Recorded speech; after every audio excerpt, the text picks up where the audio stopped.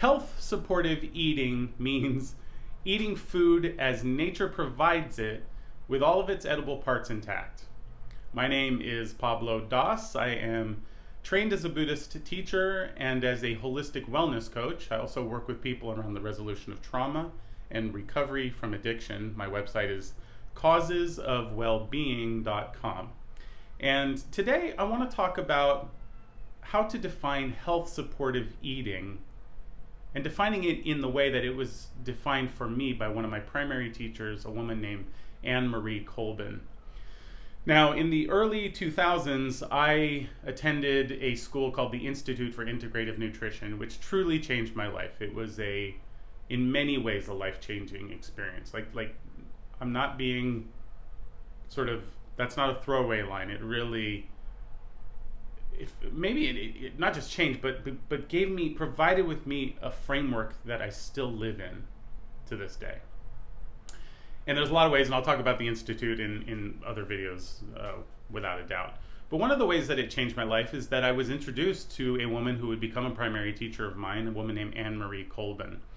And Anne Marie was this incredible woman. She was just like a mother figure who, I believe she was from South America. She was salt of the earth. And what she did was she established, way before it was cool, like I'm talking 45 years ago, established a chef training program in the middle of Manhattan that trained people only to cook with health supportive ingredients.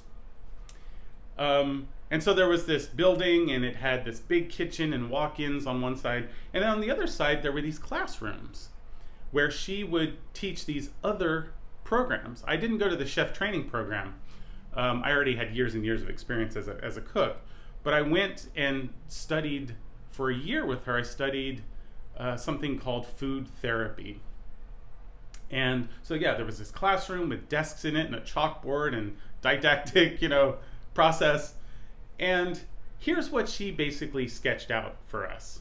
The course was deep. She was a deep person. She had a PhD in like food and physics or something like that. Just kind of very wild, deep person she was. But she gave this very clear and simple model for health supportive eating, and it looks like this.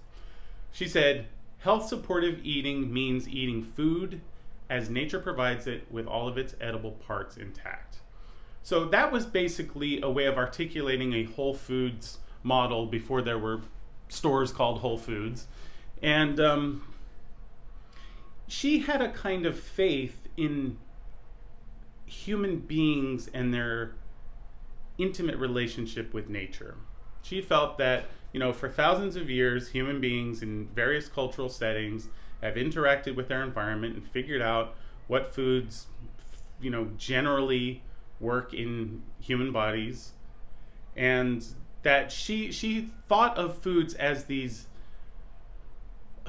like these little delivery systems where the appropriate nutrients in the proper ratios to one another were simply offered to you. And that if you stayed within the framework of eating food as nature provides it, with all of its edible parts intact, that you would heal and thrive.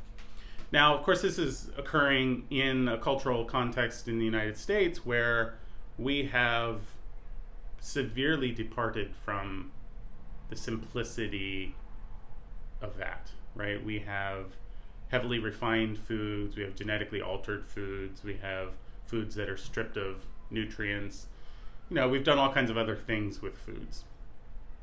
And her philosophy was simply just go back and trust this kind of basic interaction with nature.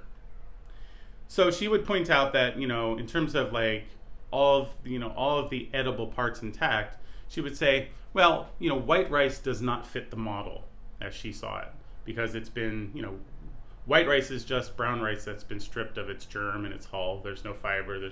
Most of the nutrients are gone. You're basically eating sugar. She would point out that skim milk or low-fat milk does not fit the model. This is not the way that nature provided milk. You are stripping it of fat. out of an irrational fear of fat that was in vogue for many years in the culture. So that was her kind of basic philosophy. Just trust nature. She was a contrarian in many ways. She would, challenge people who were vegan. I was one of them at the time, to kind of eat animal-based foods. She was a cool, radical person. Now, she also offered these interesting ways of looking, like actually assessing the foods that were right in front of you, either as you were selecting foods that you were going to bring home to cook, or the foods that were just right in front of you. She had two other kind of ways of hammering home the basic philosophy. One of them was to ask, how many steps away from its original nature is the thing that you're about to eat? Now, if you were, we can go back to brown rice. If you're eating brown rice, it's been removed from its, I don't actually know what brown rice is, it grows on, but it's been shucked from its original sort of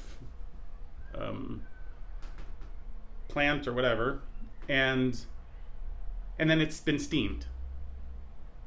So that's about one meaningful step away from its original nature.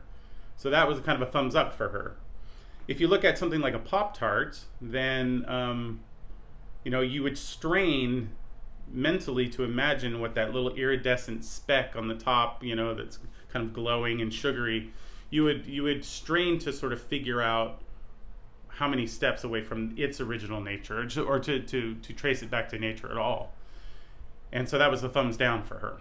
Now, that's one thing. How many steps away from its original nature is it? The other thing is she would say, well, what's been added and what's been taken away? That was a kind of useful thing for her, and has been for me. So you look at skim milk again. Okay, well, they took out the fat, right? You look at a Dorito. What's been added, what's been taken away? Well, maybe not much has been taken away, but lots has been added. And you can flip the little package on the back and see a listing of all the chemicals and all the things that have been added. And so her philosophy, of course, was, well, let's take away as little as possible and add almost nothing. And that is your kind of fundamental criteria for food selection for health supportive eating. Now, basically what she did was she established this kind of framework. And I go like this because I think it's kind of useful to imagine, literally like a picture frame, where you have these different categories of foods as nature provides them with all their edible parts. You have your fruit, your vegetables, your land vegetables, your grains, your legumes, your nuts, seeds, foods of animal origin. She would say fermented foods should probably be in there as well. And you have this framework that's a general framework. And then she didn't say, don't ever eat outside the framework. We know a whole carrot is inside the framework. We know that kale is inside the framework. We know that a steak is inside the framework. We know that pizza is not. Ice cream is not. Sodas are not. She said, try to eat within the framework 90% of the time. Like, have the pizza, have the ice cream. There's not a rigidity here. But the thing is, and this is the really important, well, it's all important, but this is the kind of the rubber hits the road moment, is that there is no external authority for how to find balance within that framework. That you have to be present in your own body, in the laboratory of your own body, heart, and mind, to see what works for you. And what works for me will be different than what works for you. As I learned at the Institute of Integrative Nutrition, they kind of hammered home this idea, one person's food is another person's poison. There is no one right way. You are charged with the responsibility to be present to yourself. And if you can eat simply, then you can track the results in the laboratory of your own body, heart, and mind and see what works for you, what produces balance. That is where the authority is established, in you paying attention to what works for you. And the bad news is, what works for you when you're 20 is not what works for you when you're 40, and is not what's going to work for you when you're 70. It may not be what works for you in the winter is not what works in the summer. So it changes. It is a dynamic, ever-changing kind of balance that we have to strike. But if we can stay within that fairly universal general framework and pay attention by applying mindfulness to our own internal experience with the foods that we're consuming, then this most intimate relationship with the environment that we have with food, we can find balance and health and heal. So that was Anne Marie's philosophy. If you are interested in one-on-one support, my name is Pablo Das. I have a website called causesofwellbeing.com. And at these early stages, if you would subscribe to the channel, that would send me a signal that this is content worth producing. So thanks very much. I'll see you in the next video. Cheers. I hope this was useful to you.